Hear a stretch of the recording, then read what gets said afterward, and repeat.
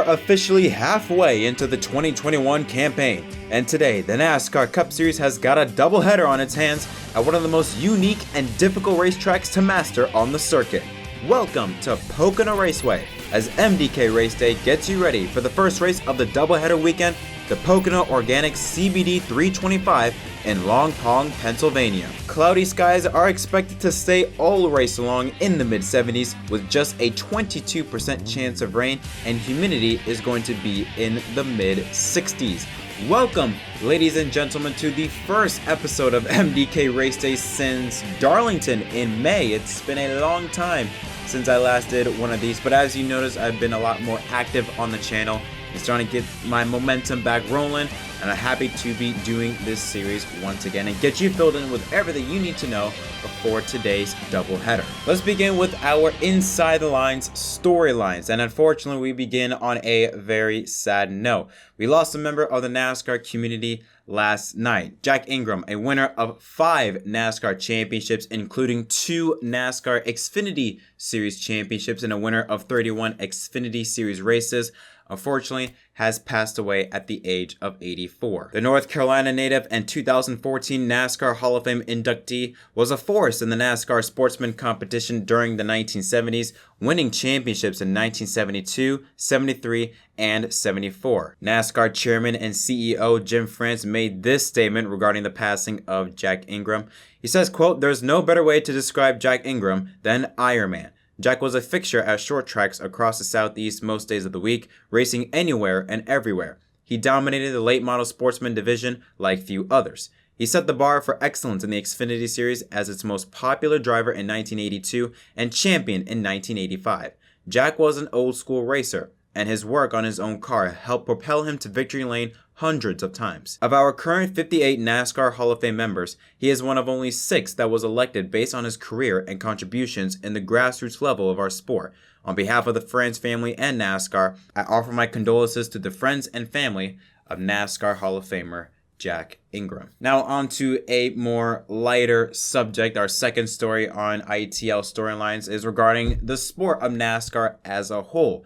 Now, if you lived under a rock last year, NASCAR underwent some major changes. Specifically, all the changes took place really off the racetrack. But what NASCAR had to deal with in their response during COVID-19, their efforts with iRacing and esports, and most notably, and probably the biggest change of them all, NASCAR's efforts for change and taking a stand on equality and social justice by banning the Confederate flag, and of course their support for Bubba Wallace at Talladega. According to the Sports Business Journal, NASCAR was named Sports League of the Year for 2020. The award, which is one of the most prestigious in the sports industry, recognizes NASCAR's many successes and efforts during a historic and challenging 2020 season. Following the pandemic pause, NASCAR was the first major U.S. sport to return to competition, the first to safely welcome back fans, and the first to complete a full season schedule. In June 2020, NASCAR took a stand for equality and social justice and banned the Confederate flag from all properties and events. The sanctioning body reinforced its commitment to diversity, equity, and inclusion, and later welcomed Michael Jordan and Pitbull as new team owners. NASCAR worked with industry stakeholders to build and introduce the most dynamic new race schedule in more than 50 years, including several new venues added to the 2021 slate of events. NASCAR also filled the live sports void with esports following the onset of COVID-19, collaborating with Fox and iRacing to introduce the eNASCAR iRacing Pro Invitational Series. The new series generated 6 of the highest rated esports programs in television history, and I think that's fair play to NASCAR. I think they are well deserved of that award for everything that they've been through. And again, all of it took place really off the racetrack. They had to deal more, and I think have done more than all the other sports leagues like the NBA, NFL, MLB, and the NHL. So very rewarding of NASCAR to get this honor, and hopefully they can continue on this momentum into the next gen era next season. All right, now let's focus on the racing today at Pocono. Here's a look at the playoff grid. 8 races to go in the regular season. Kyle Larson, he is the guy to beat. He is at the top of the board in the playoff grid 32 playoff points with his 4 wins. And you got Truex in second, Bowman in third, and then from 4th to 11th are all one-time winners. Logano, Blaney, Elliott, Kyle Busch, William Byron, Brad Keselowski, Christopher Bell, and of course the Daytona 500 champion Michael McDowell. Those so far are the only 11 confirmed spots. From 12th down back, you still have to win if you want to be highlighted in green. Denny Hamlin, currently the season points leader, he has a massive gap over the cut line, plus 318. But he's really the only driver that is safe for multiple races. Kevin Harvick, only 150 points. Austin Dillon, 109. And then you start to get into the yellow area, the very, very danger zone. Tyler Reddick, only 50 points behind. Chris Buescher holds the final spot to advance, plus 26 ahead of Kurt Busch. Ricky Stenhouse Jr. minus 45, Matt Benedetto minus 48, and Ross Chastain, with his second place finish at Nashville last weekend, jumps up to the 20th spot, 50 points behind. I should keep in mind that Denny Hamlin, if the playoffs were to begin right now, because he's a points leader, he would automatically be locked into the playoffs and would earn those, I think it was 15 playoff points for being the points leader. But he's gonna have to really perform these next 8 races because Kyle Larson, the guy that's been dominating NASCAR the past 2 months, he's only 10 points behind. And if Larson beats him for the season points championship at the end of the regular season, Larson would get those extra playoff points, leaving Hamlin with nothing. And now let's take a look at the first race of our Pocono doubleheader, the starting lineup for the 2021 Pocono Organics CBD 325. Starting once again on the front row is Hendrick Motorsports. On pole position is Kyle Larson, who has been on a streak that we have not seen in NASCAR in quite some time. In fact, it's been 34 days since Kyle Larson has not finished first in the Cup Series. He's riding a 3 consecutive streak, including winning at 3 different types of tracks: a mile-and-a-half track at the Coke 600, a road course at Sonoma, and a 1.3 concrete track at Nashville, including 3 second-place finishes before his winning streak.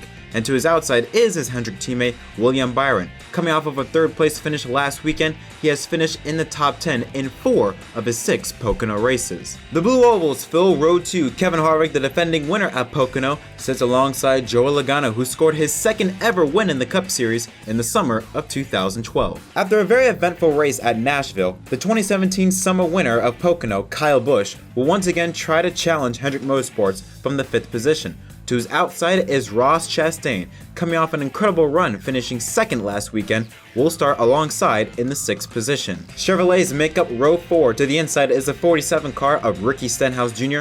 To his outside is a 3-time winner at the Tricky Triangle and Kurt Busch, both drivers coming off of also really good runs at Nashville. Row 5 has Joe Gibbs' teammates Christopher Bell, who finished 4th in his first race at Pocono last year, and to his outside, the king of the Tricky Triangle, Denny Hamlin. Although he has not won so far in 2021, this track will be a great spot to get win number 1 of the season. He is a 6-time winner, the most of all active drivers, including sweeping this race back in 2006 as a rookie, and has won 2 of the last 3 Pocono races. It took 17 races, but finally Eric Almirola had something go his way last weekend, scoring his first top 5 of the season, and also has some good momentum, especially here, considering he finished 3rd and 5th in last year's doubleheader. And Austin Dillon in a 3 car, starting 12th, has a best finish of 12th back here in 2018. Row 7 has Alex Bowman, who has 2 top 10s, a 3rd in 2018 and a 9th place finish in the 2nd race of the doubleheader. And Daniel Suarez for Team Trackhouse, coming off an impressive 7th place run at Nashville,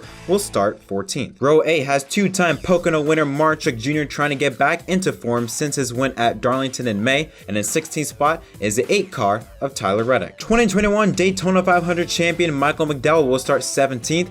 He has the best finish of 8th back in the first race of the doubleheader last year. Alongside him is fellow Ford driver, the 2011 winner of Pocono, Brad Keselowski. The top 20 is filled by Ryan Newman, who won here all the way back in 2003, and Bubba Wallace trying to turn around in what has been a very difficult season, still searching for his first top 10 in 2021. Matt Benedetto has 1 finish inside the top 10 in his 10 Pocono starts, a 6th in the 2nd race last year. And Eric Jones, who has a solid record here at Pocono. In 6 of his 8 starts, he has finished 8th or better, including 3 third-place finishes and a best finish of 2nd in 2019. Starting in the 23rd position is Corey LaJoie in the 7 car and rookie Anthony Alfredo in the 38 car. Row 13 has Chris Buescher on the inside lane, who scored his first and so far only Cup win here at Pocono back in 2016, and Cole Custer starting alongside him in the 41. The trend of Mustangs filling up the rear of the field continues with Ryan Blaney, who won his very first Cup race at Pocono back in 2017. Alongside him is rookie for Stewart-Haas Racing, Chase Briscoe. Briscoe is making his Cup debut today at Pocono, but he does have a win in the Xfinity Series last season. Row 15 has Chase Elliott, who will start 29th after having his 13th place finish at Nashville disqualified after he had 5 loose lug nuts during post-race inspection. He starts alongside Garrett Smithley. Row 16 has Ryan Preece and BJ McLeod. Row 17 has Josh Bilicki and Justin Haley. And then you have Rick Ware Racing drivers Cody Ware and James Davison make up row 18. And rounding out the field is Quinn Houff in the 00 car and Timmy Hill in the 66 car. Now let's take a look at the odds to win. We're only going to show 10 drivers with the best odds to win today. The first race at Pocono, thanks to DraftKings. I mean, are you really surprised to see Kyle Larson at the top of the board? Plus 215, but then look at the second highest, Denny Hamlin, from 215 up to 750. That is how much of a gap. That is how dominating Kyle Larson has been in NASCAR in 2021. That big of a gap from the best odds to win to the second best odds to win is an incredible statistic. Kyle Busch, Hamlin's teammate, plus 800. Kevin Harvick, plus 850. Chase Elliott, the defending champion of the series, plus 900. Then you got William Byron, plus 1,000. Mark Truex Jr., a 3-time Pocono winner, plus 1,100. Keselowski, plus 1,400. Ryan Blaney, who won his first career race here back in 2017, plus 1,500. And Alex Bowman, a 2-time winner so far in 2021, plus 1,800. Okay, so now what can we expect from the first Pocono race? Well, you have to understand it's a very short race. Only 130 laps. Stage 1 is just a mere 25 laps. Stage 2, 52, and Stage 3, 53 laps. So again, this is a very short race. And the good thing is that unlike last season, today, for this doubleheader, the teams actually has a lot of experience. They have a lot of background that they can use, because last year, even with COVID-19, last year was also a Pocono doubleheader, and I believe it was taking place around the same time, around late June. So I know it's going to be very short, action-packed filled race, but with this aero package, probably not going to see a very exciting race. You know, again, if you know this channel, you've heard me state this over and over again. There are certain tracks that this package favors. Pocono is not one of those tracks, so I'm not expecting a great race or even a good race, or even an okay race. But I am expecting a certain driver to dominate from Hendrick Motorsports, and I am of course talking about Kyle Larson. He has absolutely obliterated, he has taken over NASCAR. The last time Kyle Larson did not win a NASCAR Cup race, you have to go all the way back to May 23rd, 34 races ago at Circuit of the Americas. Oh, and by the way, he finished second in that race. And he also finished second in the 2 prior races at Dover, which he led the most laps, and Darlington when he finished second to Mark Truex Jr. So he has had an average finish of 1.5 in the last 6 races. And it's very interesting because he has dominated at all different types of tracks. He won at Nashville and led the most laps at Dover. Won 1.3 mile concrete tracks. He won at Sonoma, a road course. He won at Charlotte in the Coke 600, a 1.5 mile intermediate track. We're now coming to Pocono, very unique 2.5 mile track. Now you could say Kyle Larson has a meh record at Pocono. He finished 5th the last time he raced there, which was back in 2019. And the year before that, in 2018, he finished in 2nd. But again, this is Kyle Larson at Chip Ganassi. But again, that was Kyle Larson at Chip Ganassi. We're now talking about Kyle Larson at Hendrick, who has been unstoppable. Doesn't matter what surface, what type, how long, or how short, he has managed to dominate. And I see no reason why he should not be able to dominate at this type of track as well. And if Kyle Larson is able to win today here at Pocono, he will join elite company and be one of only 8 drivers in the modern era of NASCAR history to win 4 consecutive races. Take a look at the legends that Larson could be joining if he wins here today. Jimmy Johnson and Jeff Gordon, HMS teammates. Johnson was the last driver to go 4 in a row in the Cup Series back in 2007.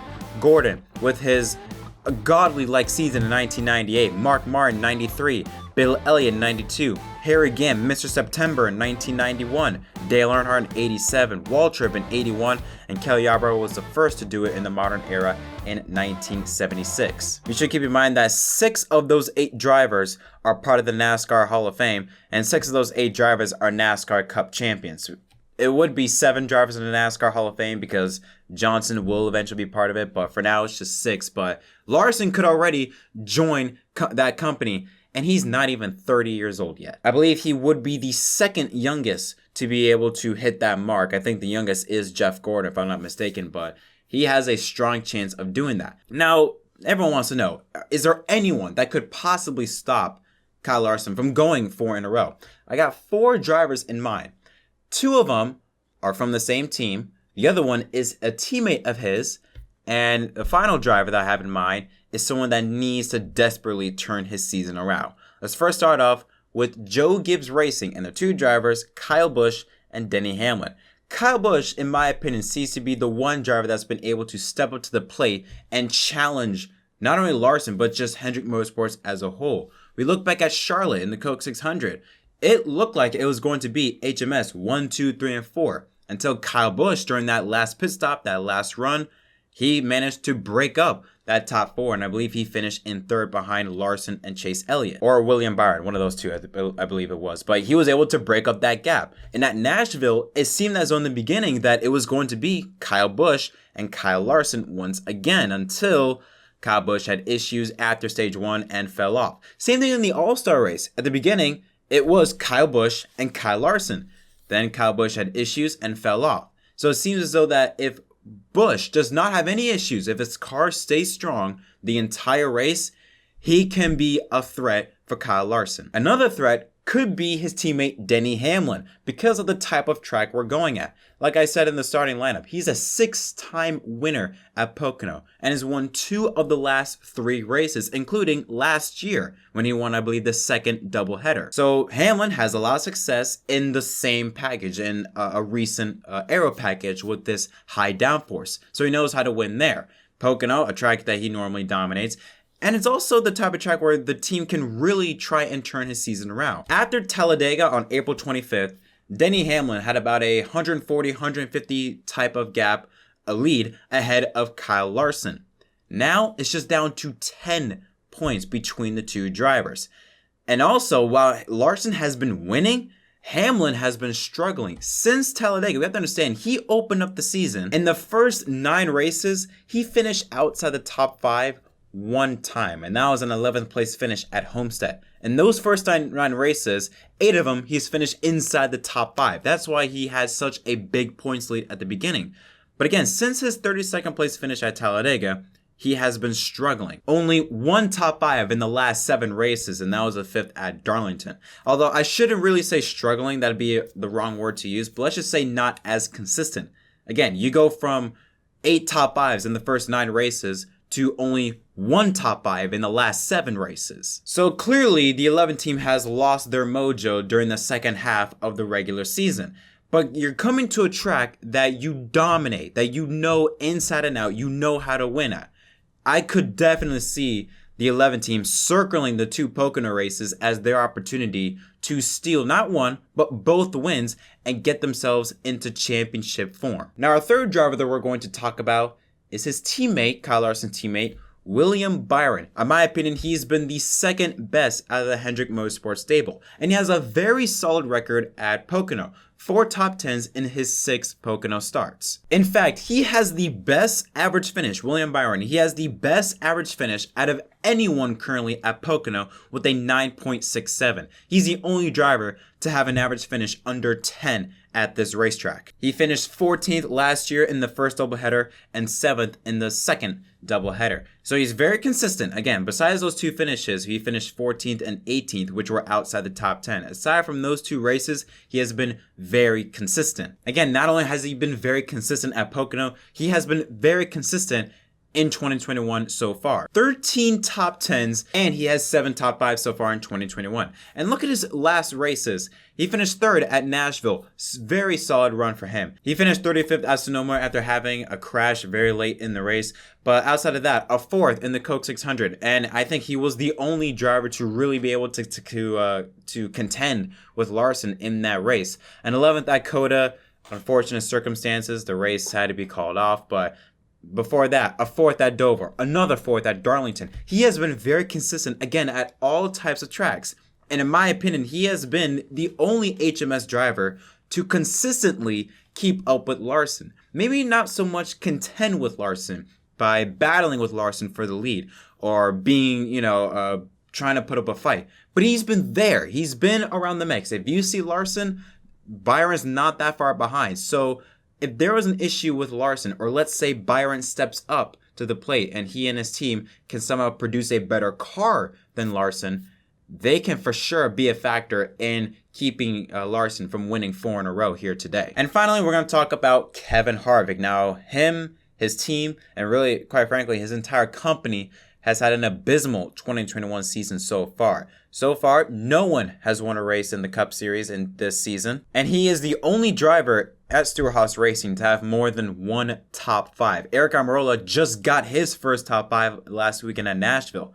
Before that, Harvick was the only driver to finish inside the top 5. But as of late, his team is starting to show some consistency. Now, like I said, he finished 5th last weekend at Nashville. He did have, I believe, a couple crashes or an incident happened the week before that at Sonoma, but a 10th at Charlotte, a 6th at Dover, a 6th at Darlington, and then a 2nd place finish at Kansas and a 4th place finish at Talladega. That was succeeded by just overall lack of performance, lack of consistency, and overall lack of speed from Harvick and the Ford team. It seems as though now they're starting to clean it up. And again, Pocono is another track where they can capitalize on that momentum.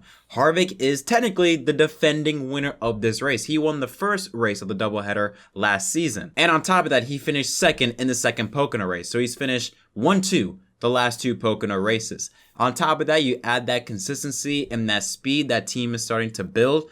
I'm not saying Harvick can be a major threat like to the likes of maybe Hamlin or Byron, but he could be a possibility and he could have a really good run and stand out from the rest of the competition in this race. But overall, I think even with those 4 contenders, and I know there is a lot of other contenders, you can throw in Chase Elliott, you can even throw in Alex Bowman from the Penske camp, you can look at Brad Keselowski, a former race winner, Joe Logano, as well as Ryan Blaney. You can maybe even throw in Mark Truex Jr. if you want to. He is a 3-time winner at Pocono, but that team has just not hit it at all. He's finished outside the top 18 in 4 of his last 5 races since his win at Darlington. The one race where he did run well was at Sonoma, and he finished 3rd. So because of that, I don't really see Truex being a factor because of how inconsistent that team has been since his Darlington win. But you can throw him in that category because of the amount of success he's had at this racetrack. But even with all of that competition that's in front of Larson, I still gotta put my money on Larson. I think that we just haven't seen any weakness. Even when they've been winning in dominating fashions. Not like, they won by, fixing the car up during the last stage, or they came to life during the last green flag run. They've been dominating from start to finish ever since 6 races ago at Darlington. They've been on the money. Even at Dover, they led the most laps and lost it on a pit stop. They would have won that race had they gone off a pit road first. I just think until I see some form of weakness, it doesn't even have to be to the point where they lose it. Even if they win, but we see that they're mortal, okay, you could say that, all right, next race, you can capitalize on that. Their weakness. We don't know what Larson and that 5 team's weaknesses are yet. We haven't seen that yet. And until I see it, I got Larson winning this race.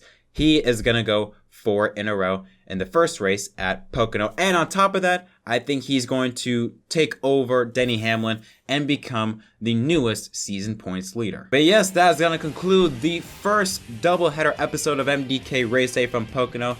Tell me in the comment section down below, who do you think is going to win this race, and what do you think overall is going to happen in the first doubleheader? I will have an Inside the Lines victory stop immediately following the race. I'm not going to have a race day video. I'm just going to include a preview of it into the victory stop episode, so make sure you be on the lookout for that.